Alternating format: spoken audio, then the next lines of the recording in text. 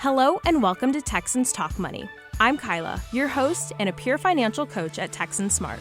Every episode, we will be joined by another peer financial coach from my office, where we will be navigating all the roads on how to handle your money as a college student. So sit back and get your wallets ready to be Texan Smart. Hello, everyone, and welcome back to Texans Talk Money. We are so excited to be joined today by our co-host, Addison. Hey, guys. I am Kaiten, as I seem to have failed to mention. We are also joined by a peer financial coach from our office, which y'all have heard from before, but we thought we'd bring him on back. Willem, if you want to say hi, if there's anything fun you want to add. Hello, guys. Nothing fun I can think of today. All right. Today's topic is one that I don't think anyone is ever stoked for. I don't think most people think about it until they're like, oh, crap. But we are talking about tackling taxes as a student today. Scary. No, totally kidding. Up. Totally kidding. Not scary. Not too scary. I shouldn't say not scary at all. It's not too scary.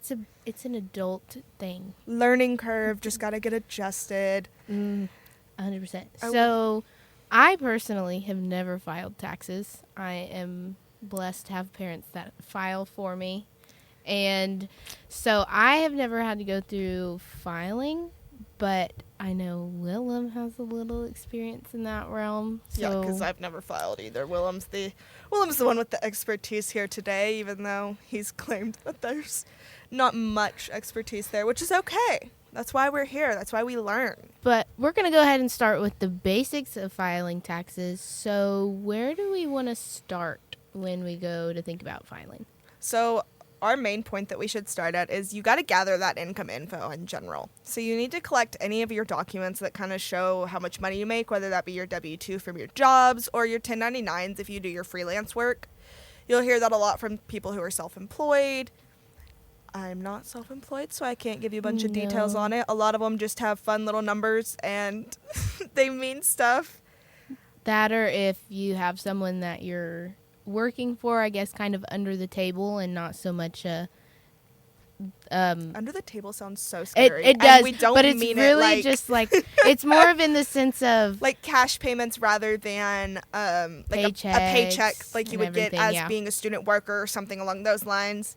You also, the W-2 is what reports your employee income from the year prior.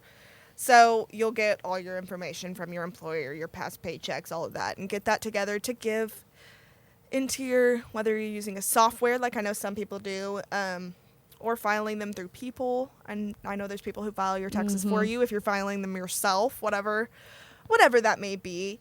But along with that, you're also going to kind of need to know how you're filing. So you're going to have to pick your filing status because that's actually going to affect a few different things for you.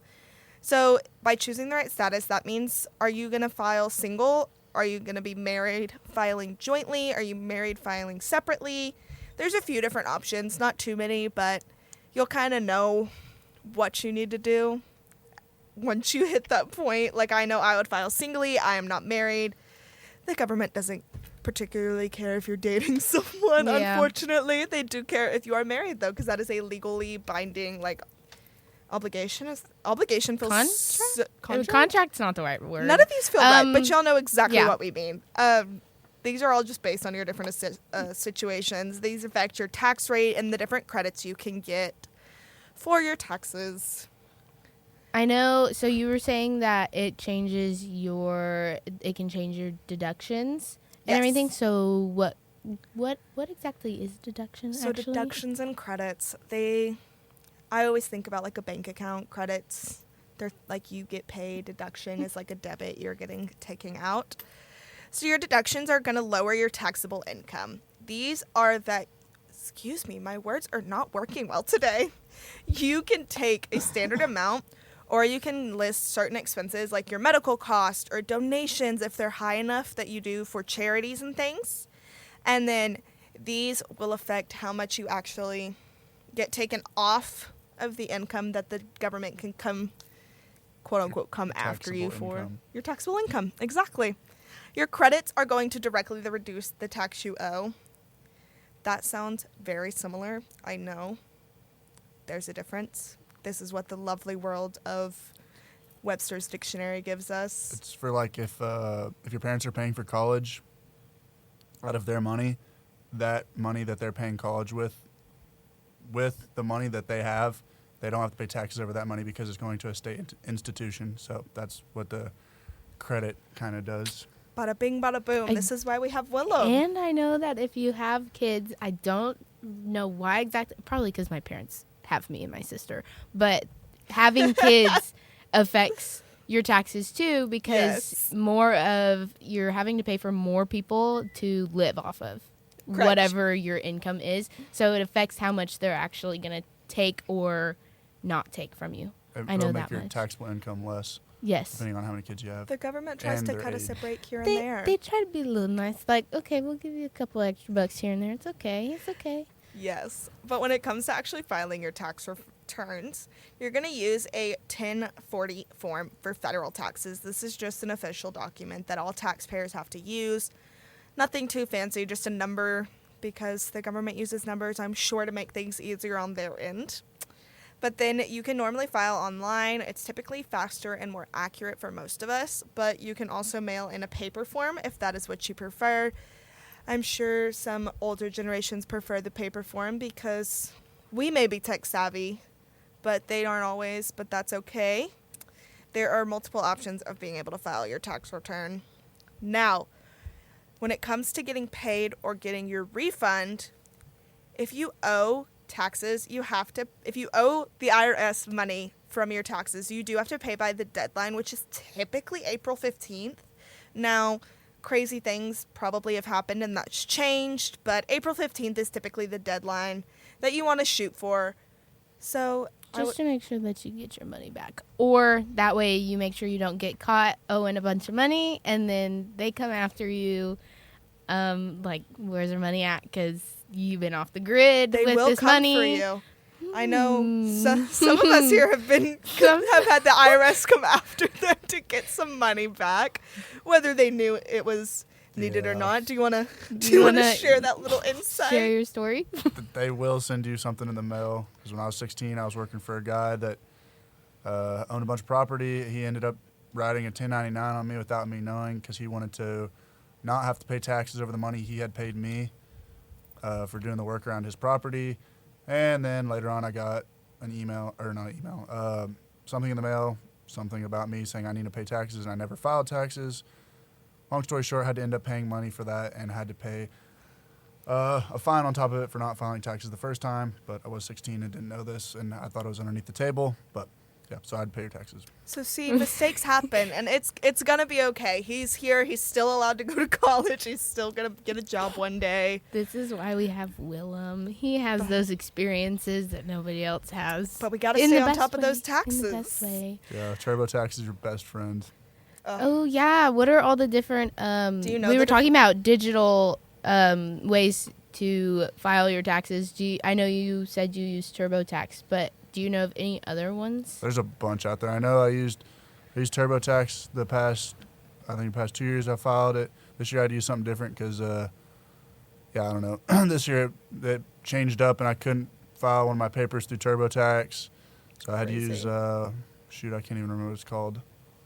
Anyway, yeah, there's a bunch of different websites out there. You can look up places to file my taxes. Quick Google search will get you those answers. Hundreds of them. I would make sure, one thing I will say is I would make sure that they're like, quote unquote, I don't credible? know the proper, credible, quote unquote, government approved. So you don't get that lovely little letter in the mail. If you're seeing regular commercials about them, they're most likely credible, like your TurboTax. Mm-hmm. But do your research, look at the reviews, and make sure that people are actually like either getting their refund or being told that they owe money. Yeah.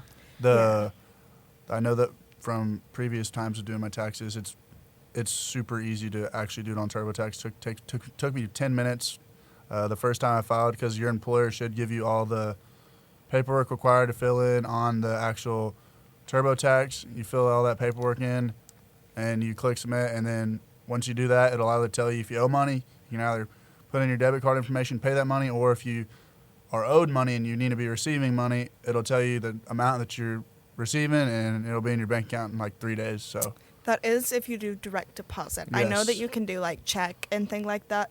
Checks and things like that. I'm sure there's a bunch of options to that, but direct deposit is obviously going to be the fastest. The government has very easy access to just put that in there. Yes. Which is lovely. We love getting our money quicker.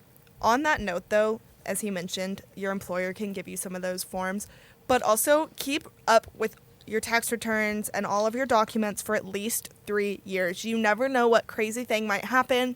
I know in the past we've had them send us a thing and be like, actually, we can't remember if you owed us money these 3 years ago. And my parents were like, just kidding, we paid you. We paid you what we needed to. Yeah. And they're like, oh my goodness, you're so right. So keep those documents. 3 years minimum. Honestly, 5 if you want to be super duper safe, I guess. Yeah. But especially if you're filing for the first time, make sure you hold on to anything that could be important for your tax returns, because you don't want to accidentally fill something out wrong and then something's all messed up and you're like, okay, I don't know much about taxes, but I know this isn't right. And you want to have something to look back on and see maybe where you went wrong or where they went wrong. Yeah. Keeping my documents actually saved me this year because I had to find my tax ID number, in which was on my previous taxes from 2023. From 2022 when I was filing for 2023, and that saved me because I was able to go look back at my documents. And some people like keeping them in the cloud, like on your computer saved. I just like printing them out because I feel like it's a little easier to find them than I have to search through 100 documents and, oh shoot, I forgot what I titled this document. So it is pretty important to keep those. Keep them in like a water safe bag or whatever in case some crazy flood. I don't know. I just always think worst case scenario, which might not be great. Keep them in your school backpack, you can. Oh, right. Apparently that might be where Willem keeps his in case anybody wants his tax information. Okay. No. So we touched on those deductions, but for students, I know there's more specific deductions for us. Sure. So what kind of deductions are there? So the deductions that I know of are student loan interest deductions, which are basically like you can deduct up to $2,500 of interest paid on student loans. This deduction is available even if you don't itemize your deductions. So what they mean by itemize is like for people that are on a 1099, you can write things off. Like if you buy a truck for work purposes, you can write that off. So that's what I'm assuming, that itemizing your deductions, so what you're using that money for. And then the other one is lifetime learning credit. This offers up to $2,000 per year for educational expenses and can be used for any level of education. So that's basically saying you're offered up to $2,000 for higher education, higher than high school, of course. Rewarding you for being so smart. Yes. For going to college. Gotta stay smart. Gotta stay smart. See, that's why you go to college, and you can either get more money, or it will just help you not have to pay as much money, which we all love because we all want to keep our green. We love it. There are actually a few more that I have heard about. The opportunity credit, which is non-refundable. So it can really only reduce your tax liability to zero. It doesn't do a whole crazy lot, but obviously you can look more into that and see if it applies to you. The American Opportunity Credit, or the ASC, this has an amount of up to $2,500 per year for your first 4 years of post-secondary education. So this is typically going to be your 4 years of undergrad for getting your bachelor's, whatever it may be. Then your eligibility is it's available for students pursuing a degree or another recognized educational credential. That is a mouthful. But the student must be enrolled at least like half-time, so you must be a part-time student bare minimum, not necessarily full-time, but you got to have a little bit. The refundable portion is up to $1,000 of your credit, which means that you could actually receive money back even if you owe zero money on your taxes, which is kind of cool. But talking about all of this, we've talked about when your taxes are due to pay them. So when do you actually find yourself filing for taxes, if anyone wants to inform us? Tax season begins, like the IRS starts accepting tax returns around mid-January.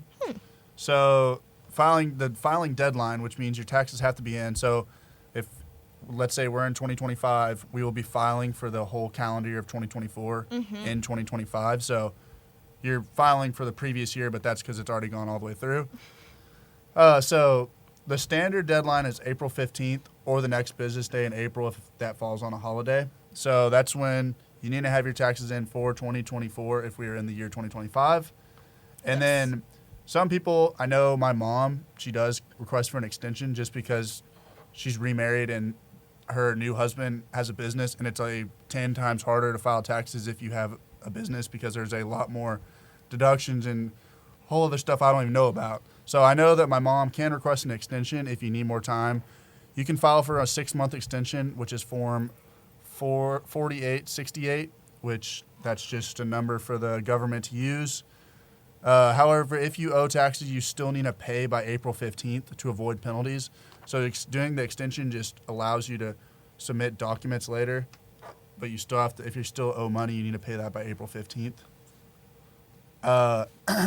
And then if you're due a refund, there's no penalty for filing late if you owe a refund. However, it's good to file as soon as possible to get that refund faster. So everybody wants that money. Yeah. Give me my money. In February, if you're short a little bit and you know you're going to get $1,000 back, file them and you'll get your $1,000 back. I know. I have a friend who did the math themselves and figured out that they were owed a good chunk of money for a high school kid that we love money back. And I was like, how in the world did you figure that out? And they were like, I don't know. I just kind of Googled how to figure it out, and he got back the almost exact same amount that he figured out himself. I'm like, I mean, if you can do that, do it, because then you can kind of keep track of how much you are owed, and then just already be prepared for what you're getting.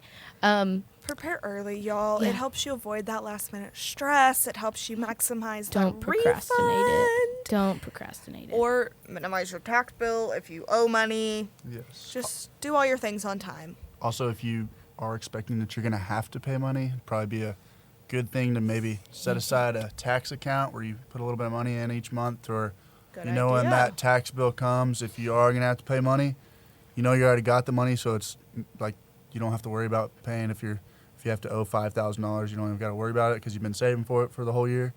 So I will say I hear a lot of adults, I say that like I'm not 20 years old, but a real big kid adult, not just a big kid, you know? Out of college adult. Yes, an out of college adult, someone who is not still heavily reliant on their mommy and daddy like I am, and I am loud and proud about it. Guilty. As we very well know, say that they sometimes just tell themselves that they're going to owe money, so that way they're more excited about the fact that they get money if they do, but they also put that money aside so that they can save that little bit of money to kind of give them a cushion so they're not as stranded, I guess, if they do end up owing money. It doesn't put them as bad out. So I would say maybe if you're not for sure, maybe save just a teensy bit of money aside, like you said, in a tax bank account or whatever, to kind of cushion yourself so you're not as stressed, shocked, and startled, whatever it may be. One way that can help, one thing that can help you kind of stay on track and have an idea of maybe I'm going to owe, maybe I'm going to get some, or just being prepared for either one, is staying organized with your money. Guys. This is like a universal thing for anything financial. Just stay organized when it comes to anything, especially when it comes to your taxes. Stay organized, because if you are all over the place, you have stuff. It's okay. You have stuff online. You have stuff printed out. You have stuff that you maybe didn't save, and you're like, "Ooh, I don't know where to find that." Maybe just find out how to stay organized. So a couple things that you can do is you can track your income and then your expenses. So that's just kind of keeping track of how much you're making and then how much you're having to put out each month for rent, bills, groceries, gas, kind of just depending on what you're having to pay out of pocket for. So you can we love a budget here. Yes. Use those budgeting apps. Use a notebook to keep track of how much you're spending. That's how my mom does it, and it stresses me out personally. But I love the dedication to her for leaving stuff all in a notebook. Honestly. Especially, as college students who are not 100% sure what they're getting themselves into once they reach to that adulthood of having to pay for things. Like, I know sometimes we get a little lost. You get a little out all over the place. So one thing that one of my teachers back in high school told me is use the envelope method. So you kind of just keep you set aside, like, if you know about how much each month you spend on gas, when you get paid or get any kind of money, set it aside in an envelope for that. Set one aside in an envelope for groceries, snacks, maybe going out to eat, having entertainment, and then one that's for utilities bills, and then just kind of miscellaneous or even savings. And that can save you in the long run. And I know I used that when I got my first job, and I was like, this is a lifesaver. Which I will say, if you're interested in envelope budgeting, we do have an episode a little further up in our discography? Yep. Whatever that fancy little word is, y'all know exactly what word I'm trying to say. So go click on that. Maybe give that one a listen too. And so kind of keeping track with all of your important documents or anything is receipts. Ooh, I'm a if you have something keeper. If you have something where you know it's a big purchase or a common purchase, keep track of those. Like Kaiten said, like keep track of your gas especially receipts. If you use it for like business purposes. I'm pretty sure you can use that for if you're filing underneath the 1099. Yes. I know I was in high school, I was able to write off about 50% of my fuel because I kept receipts. And well, that was just up to the lady who did my taxes that year. She said, since I didn't have exactly how many miles I traveled for work, she said, I'll let you write off 50%.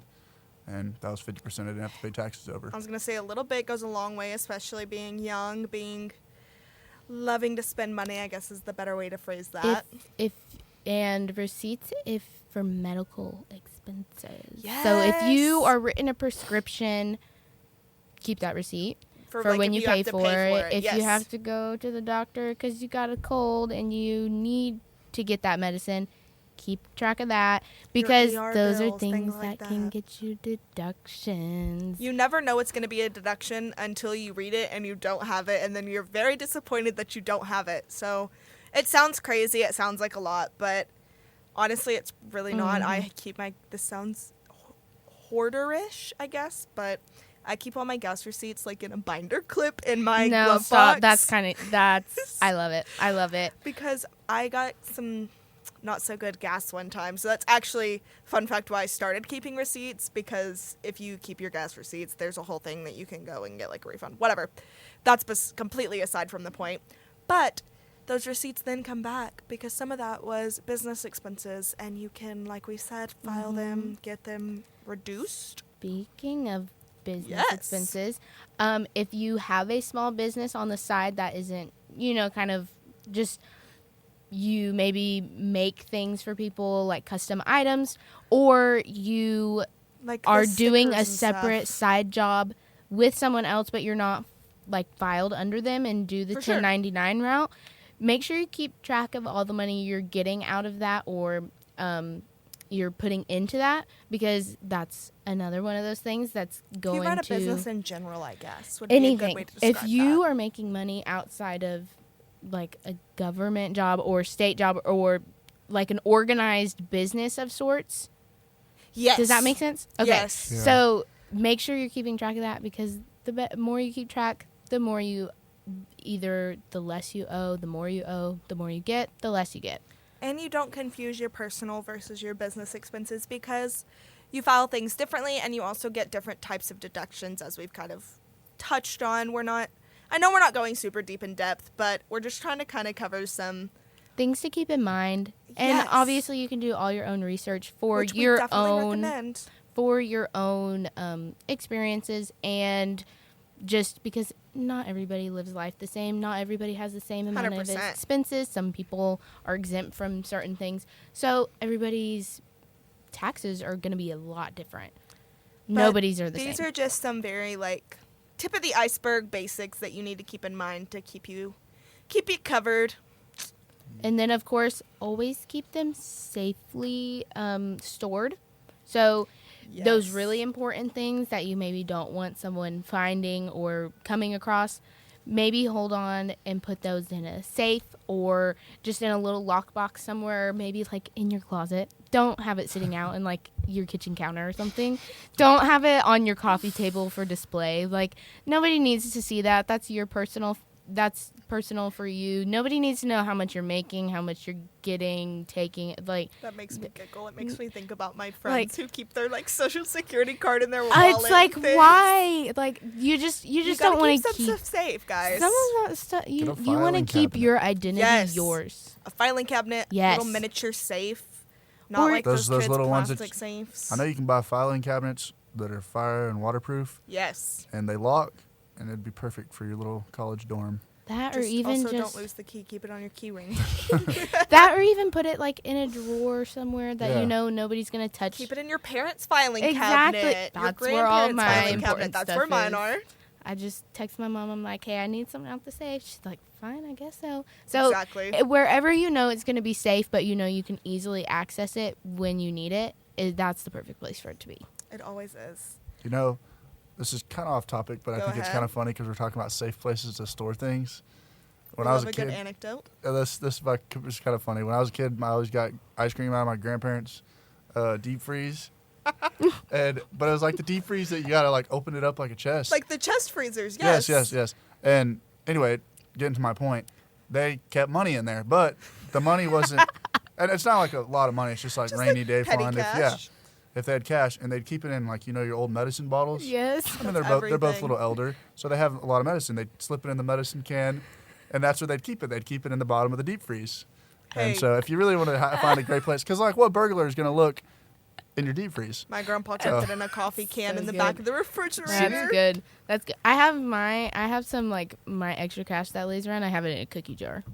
I just have craziest things work. I know my oldest brother used to have this like dog that was a piggy bank, but it didn't look like a piggy bank. It just looked like a statue. Yeah. And he kept all his money in there. Hey, whatever works. Make sure you're kind of checking in on everything, I will say. Check in every few months, every few quarters, whatever. Take a quick look at those finances.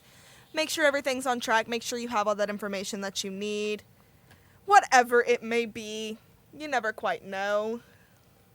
Crazier things have happened than not having a document when you need it, and it's easier to get it every few months, to look every few months and to get it then than to get to April and realize you have nothing. Yeah, just make sure Uncle Sam and his army of IRS doesn't come after you. So that's not fun when they do. Willem has experience. Take it from him. Don't do it. Don't get caught. Don't get caught. I feel like that had to be so scary, but I was just 16. I didn't even know what the heck it meant. That's what I meant. Like being 16, you're like, this is big government. Yeah. I always get nervous when the bank like sends me things.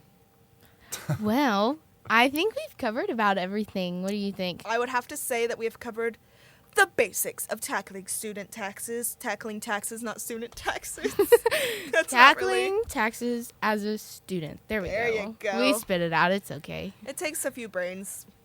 We're Willem, in college. do you have anything you want to add? We've loved your anecdotes. They've honestly been great. This is substance. great. I'm enjoying this. Now I don't got anything else to say. Just pay your taxes before April 15th. Don't get caught. Keep up with your things. But I think and don't go looking in my deep freeze. Those medicine bottles in Willem's deep freeze are not cash, guys. They are not cash. But no, I think if that is it, y'all know the drill. As always, be well, be ready, be Texan Smart, and have a great day.